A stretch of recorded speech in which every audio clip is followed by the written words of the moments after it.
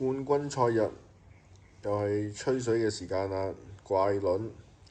咁啊講一啲花絮俾大家聽啦。今日去馬會投注站度，諗住想攞本小冊子馬寶，唔係馬寶啊，特行。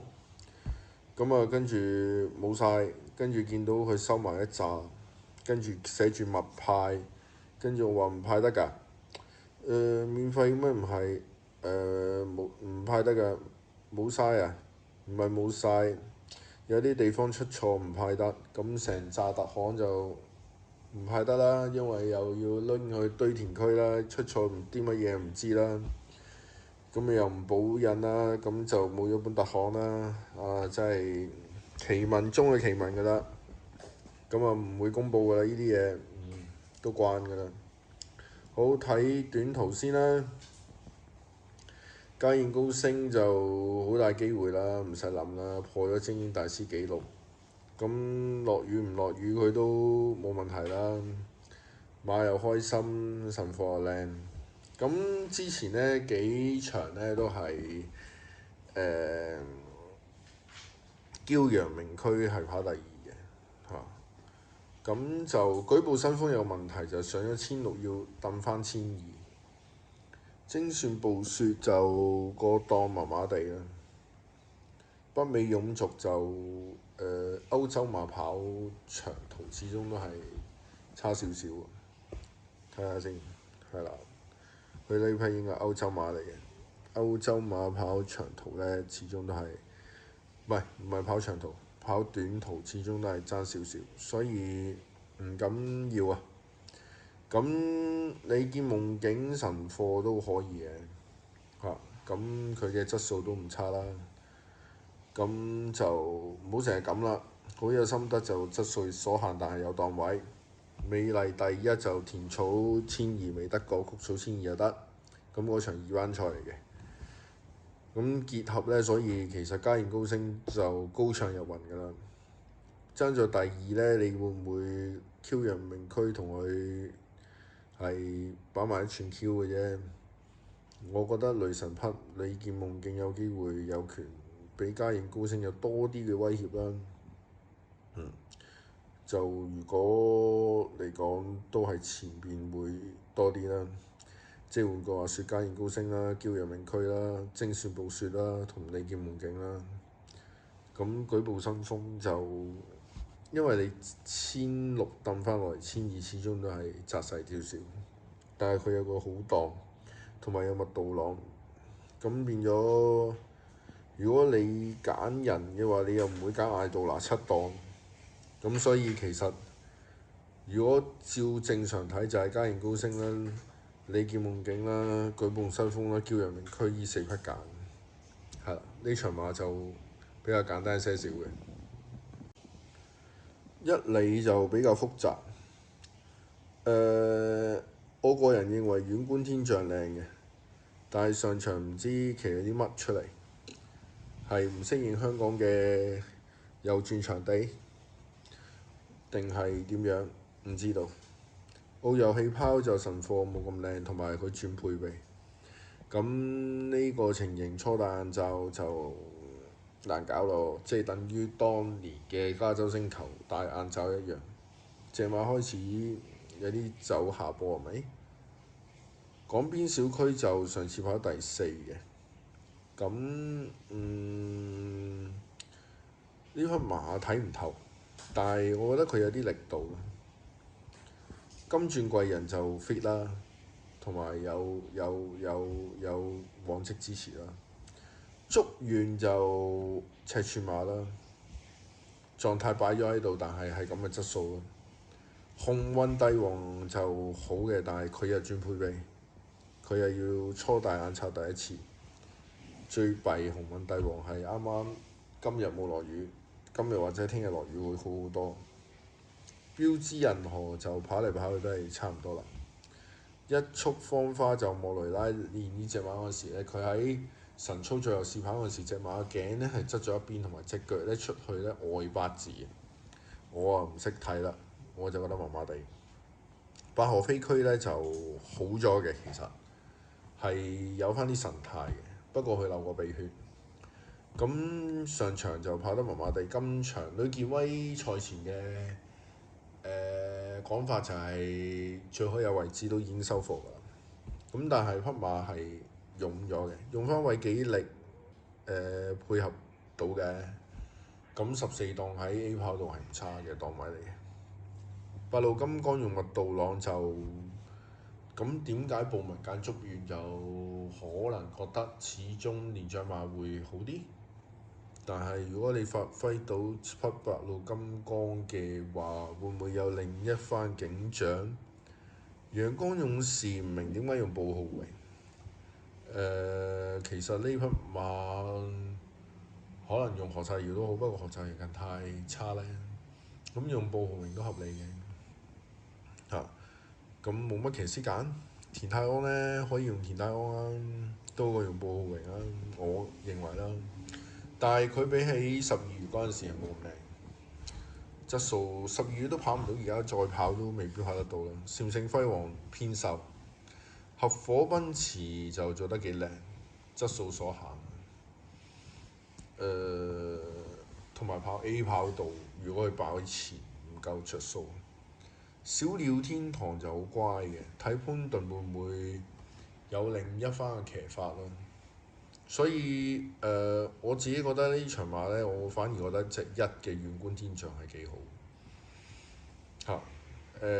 較為可以威脅到嘅港隊馬係金鑽貴人同埋匹小鳥天堂，我覺得佢今場亦都操得幾好。如果4、5選，我會揀八路金剛同竹園。咁一對廖康銘一定做起咗啦。咁如果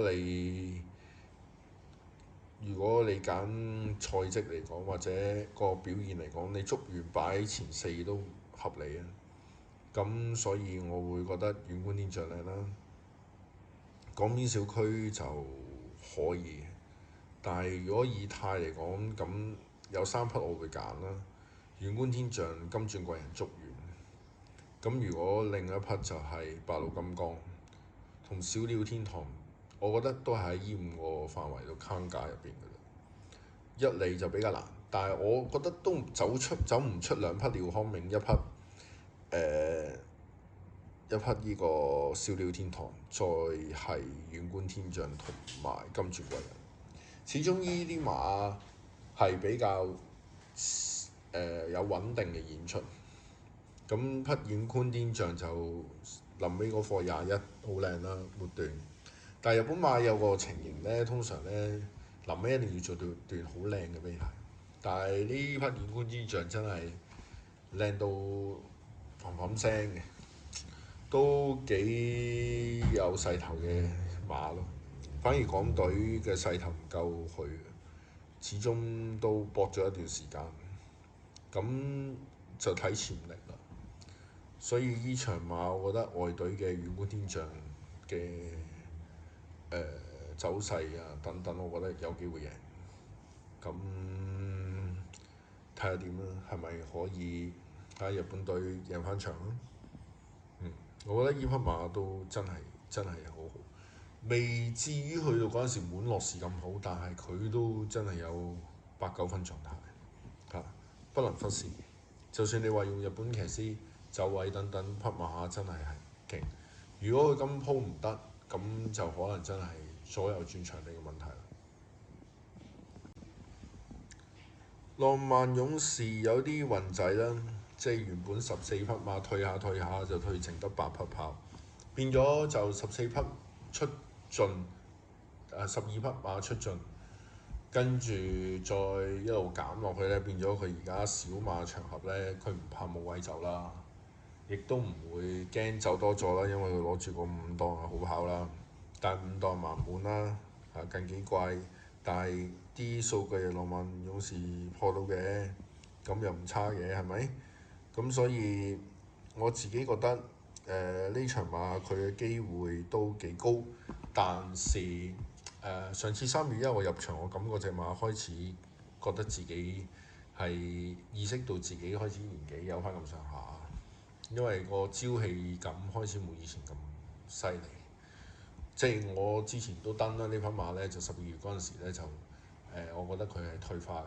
當時沈澤成嘅賽後就話佢開始都已經步入老人家嘅年紀，所以我覺得都係嘅，只不過冇對手啫嘛。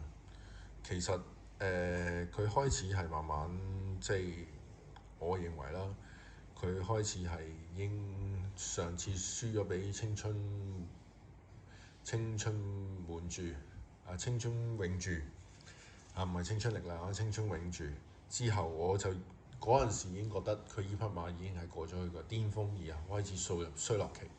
不過衰落期褪慢咗嘅原因就係第一，澳遊氣泡唔夠2000唔夠佢跑啦，第二冇馬可以上到嚟啦，形成佢好似仲係獨大，覺得8歲可以跑到咁嘅情形。咁但係多少有啲運仔，今趟就冇運咯，因為有啲馬係幾靚嘅。咁先講呢個6月豪取先啦。我唔覺得呢匹馬得嘅原因係因為佢係 T 字形坐地，同埋隻馬都係側頸。你莫雷拉調唔到嘅話就好難調咯。呢方面我同意賢仔所講。御冠軍操得嚟一般啦，神之禮都一般啦。我自己覺得如果講靚嘅話咧，就係蒙面舞會靚。因為佢呢匹馬真係好有嗰種台型同埋氣定神閒，同埋好兇狠啲步。呢場馬我覺得呢匹1咧個機會率係大過2嚇。咁所以數字天文就開始臉厚咗。如果佢今晚跑嘅話，我覺得可能有啲驚喜，但係我覺得佢嘅餐市面係2400，球星都係。佢匹馬係定咗好翻啲，但係就要慢慢好咯。咁所以咧就同工之妙就落嗰個泥落得唔好，但係歐洲馬好得意，即係可能神操真係唔見俾你睇咁樣嘅情形下，咁變咗你又覺得冇乜所謂。御冠軍同神之禮我就覺得差唔幾啦，差唔幾。咁所以咧呢場馬咧，我自己覺得咧，我會覺得蒙面舞會個機會率大啲。第二就浪漫勇士啦，第3就係匹同工之妙，始終有個班底喺度，同埋幾人安都屬香港賽道，雖則2400，但係呢匹馬唔係省油嘅燈嚟嘅，始終爛船都有3分釘嘅，同埋數字天文。所以如果你8揀4，我都覺得已經有啲多啦。如果我會8揀4嘅話，就係浪漫勇士、蒙面舞會、浪漫勇士、同工之妙、數字天文。如果8揀3咧，我都係傾向蒙面舞會、浪漫勇士同工之妙呢3匹。咁今次怪論分析到呢度啦，咁就應該最後一次就遮打杯見。咁啊，上次唔好意思就冇得做直播，就係錄音，因為外遊。咁但係上次都係講嘉應高升嘅，咁都係嘉應高升㗎啦。咁所以都分析同唔分析，我覺得影響唔大，但係就違反咗對大家承諾咯，即係每一個1級賽都同大家去講啊嘛。咁啊，首先道歉先啦。咁今次就略咁樣分析喺呢度咯。我覺得有機會今趟係日本馬係有2場，而港隊係1場。睇下我得唔得中啦，會唔會講得中啦？咁因為我覺得港隊1600，如果匹小鳥天堂有機會嘅話咧，喺 A 跑道係有着數。咁1600嗰場，如果佢補到咧，就反而我覺得唔係足遠。一係就白鹿金剛，一係就小鳥天堂，係啦。始終你金鑽貴人係放頭，咁但係你未必買到尾。咁但係白鹿金剛同小鳥天堂進步到咁嘅情況，可以冚到隻遠觀天象都未嘗不可啊！因為你遠觀天象如果唔適應個場地嘅話，就應該就瓜多個賽啊嘛。咁但係呢場香港女皇杯咧，就我覺得匹一真係好靚，模式又靚，神態又自若。反而二我覺得狀態一般。3月1比好咗少少，但係我認為匹馬開始感覺到自己已經開始係年紀大嚇，冇咁 hard fight。